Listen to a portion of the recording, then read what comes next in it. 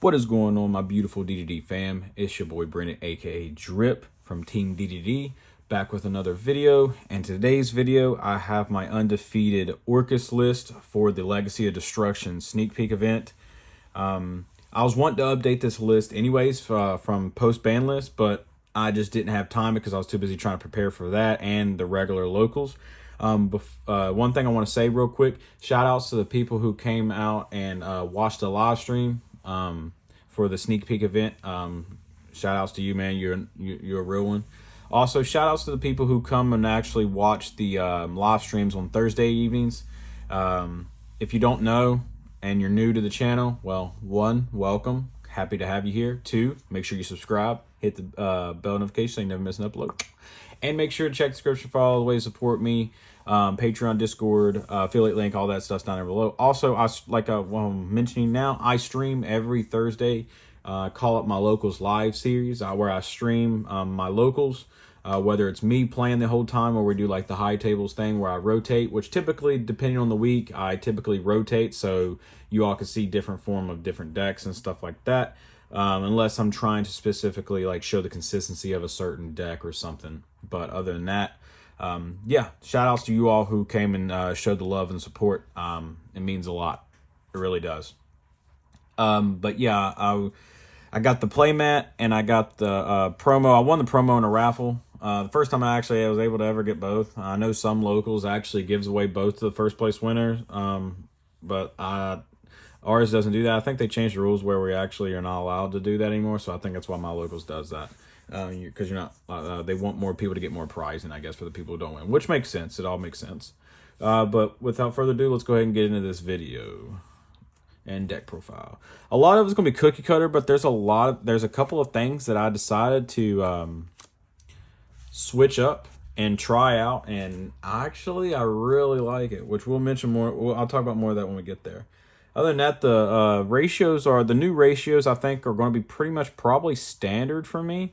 I don't think I'm going to be changing anything. And the ratios of 3 Girsu, 3 Harp, 2 Nightmare, 2 Skelly, and 1 Wand. If you watch my previous list from the previous format and before the ban list, and like since like Harp came off the list, I was running Brass, but I had unfortunately we have to cut Brass because Link Karibo's banned, and since Savage is gone too, there's no like real good rank 8 for us. I mean level 8 to make. That's a synchro. Yeah, you can make Berserker of the Tinny if you really wanted to and have the flex spot, which in theory that actually could be a play to experiment with down the road. Even though it doesn't negate, it still banishes, which in a lot of like in the format we're in right now, it's kind of hard for a lot of decks to get resources back from the banish. Definitely fire, so they can't. But that's something we can experiment with later. But right now, I like this. You need the second Nightmare. It comes up because it's still a good send off of your King's Arc, and just in the grind, the same reason like with Skelly in the grind game, like it's good to have an additional one. But Skeleton is more important to have a second one of than Nightmare. But the Wand is self-explanatory. This is it for my monster lineup. I didn't like obviously I played this deck since like it came out all in commons and like Soul Fusion and crap, but like when I played it at its peak, like I never how do I word this? I have missed the raw power of what 3 Harp gives us. Moral of the story is, what I'm trying to say is I've gotten so accustomed to the years without Harp, with just Nightmare, sending Wand, and cycling that way. Like, I forgot how powerful and how much of a +1, +2 that Harp Horror can give you. Like, just in board presence and in follow-up in the form of why I said sometimes it can seem like a +2. It's just insane.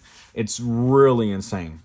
Moving on to the rest of the engine. I'm going to be doing this profile on engines. No, I'm not running no return. I'll talk more about that when we get there, but I've only ran these two.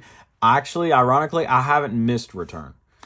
Because since we've gotten 2 Armageddon Night now, and then, spoiler, I'm running Greffer. Hence another reason why you need the second Nightmare, just in case if you draw the Greffer, it's a free send.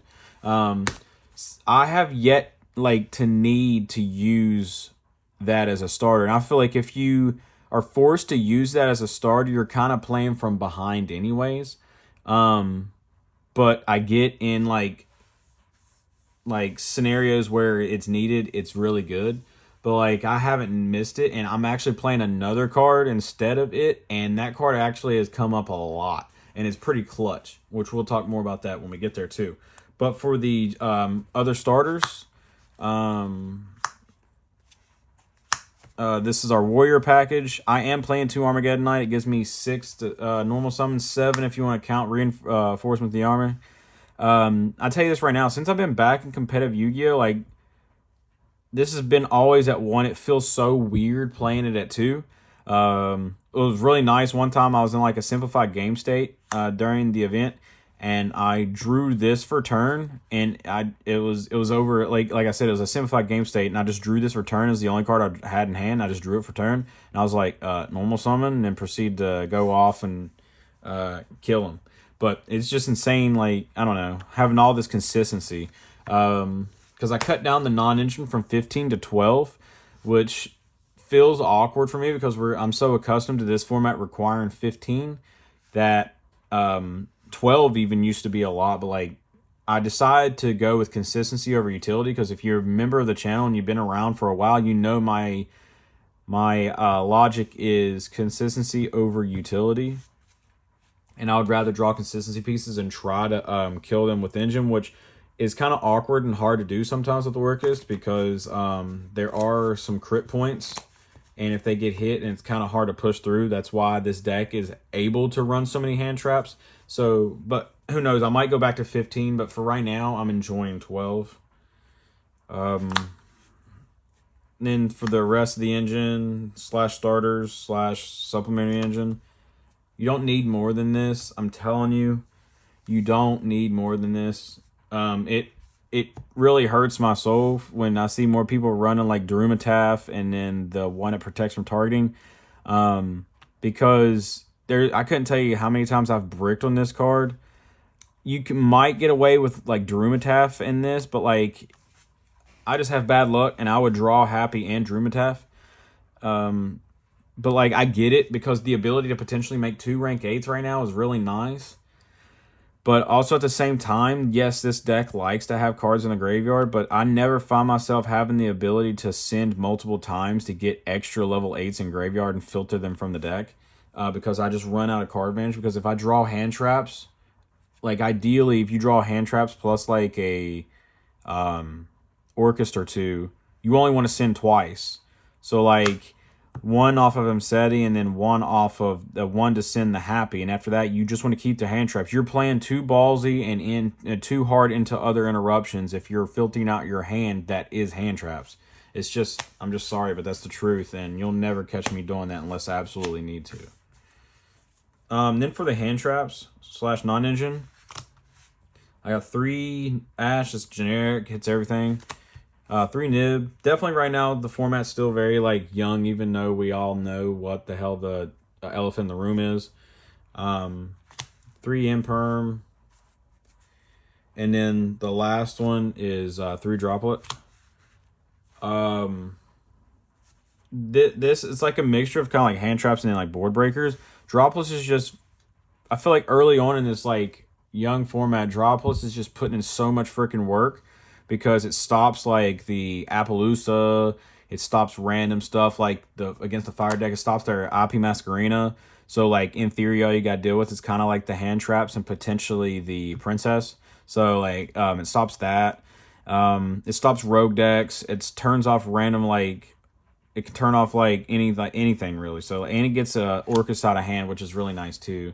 And fire plays into all of these, which is really nice as well. So like in theory, the only real bad 6 draw was like Nib, because sometimes people would do some random stuff on your turn and Ash can stop that. So like it's okay.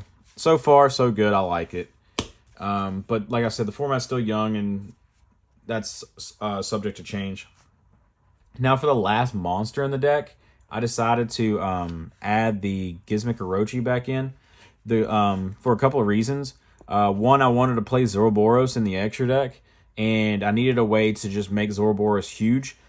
And sometimes it can come up to where this can just be your other level 8 that you need, in the form of like Happy and setting all that. If you wanted to make another rank 8, then you could just run this, because this is accessible via Nightmare, because you can send this off Nightmare. So, and another reason why I wanted to add Zoroboros back in is because, one, now that Linkuribo's gone and Savage is gone and we can't run those two, the extra deck is like wide open for the most part. So that's why I wanted to add Zoroboros in, because it's just free board breaker. And on top of that, the main reason I wanted to add it back in is Pearly's a deck now, and Raid Raptor's a deck. So like I need something that can get over towers, and Zoroboros can get over towers. That's the main reason, mainly Raid Raptor, because like you're playing an uphill battle when you're playing into a Pearly board anyways. So like, but if you were able to break through it, making a Zoroboros to completely banish the rest of their field and follow up, like with My Friend Pearly and Pearly Street and all that, just completely oversimplifies the game state. So like you can just kill them on the follow up with Zoroboros, because it's just an OTK kill button. Then the last cards in the deck, the card that I decided to play instead of Orchestrated Return is 2 Prosperity. Granted, I only ran 1 return, but like I wanted Prosperity. Now listen to this. Now listen, hear me out.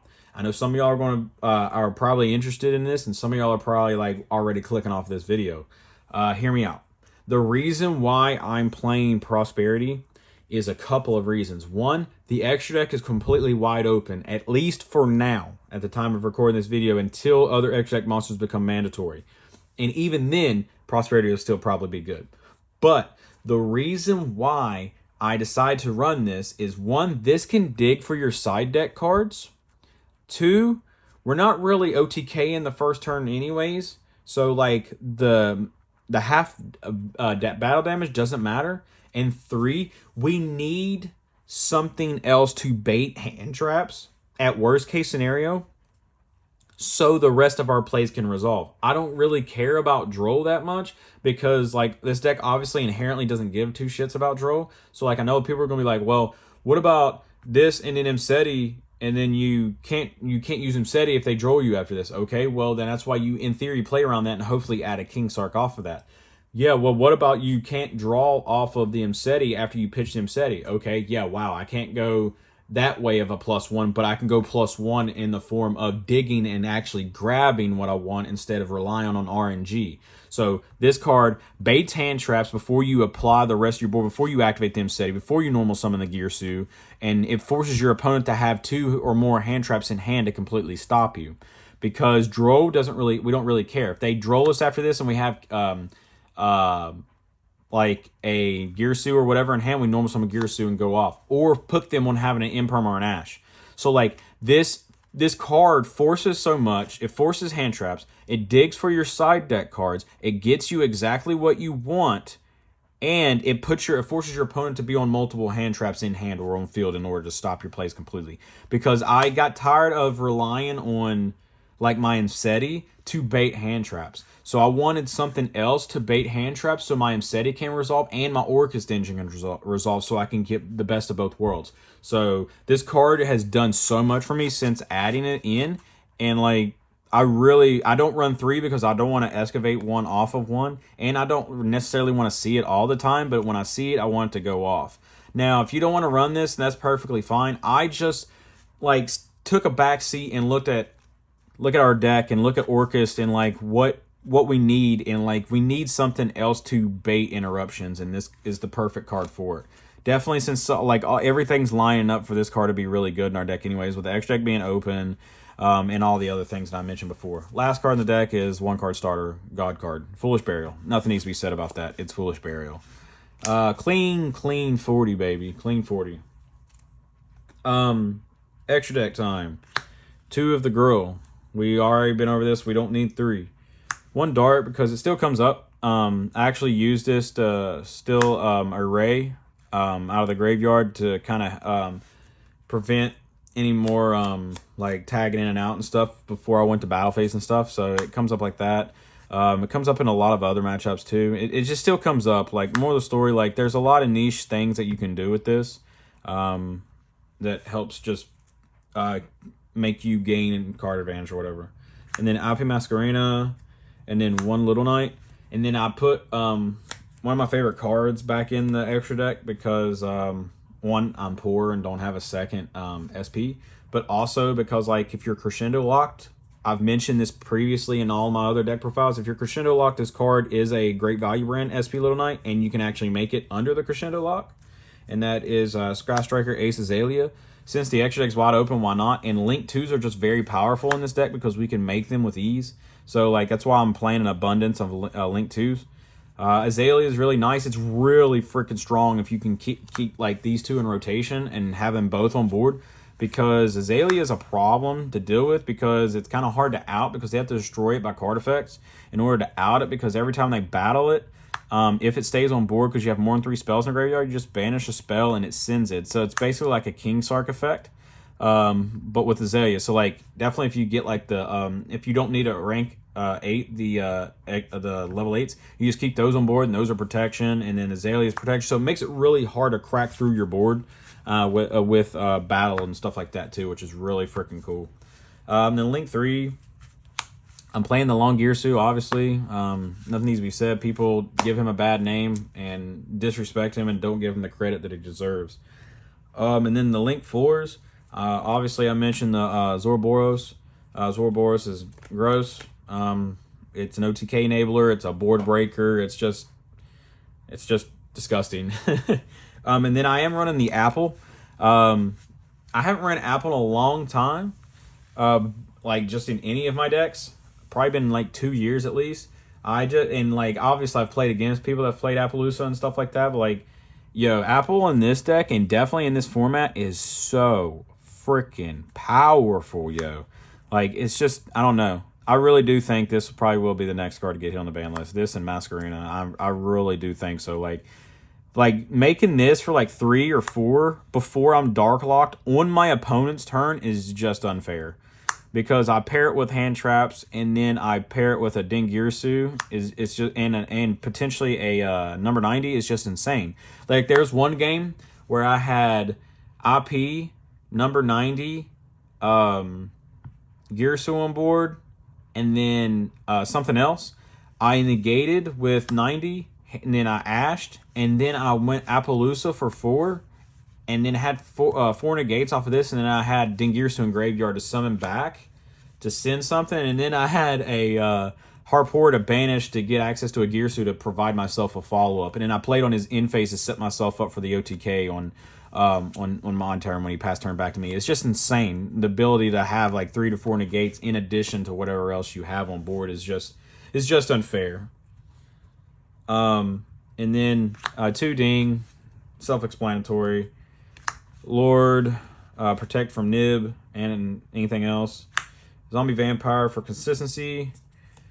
1 Zeus because it still is mandatory and comes up in my personal opinion. Definitely in like the Kashtira matchup and stuff like that.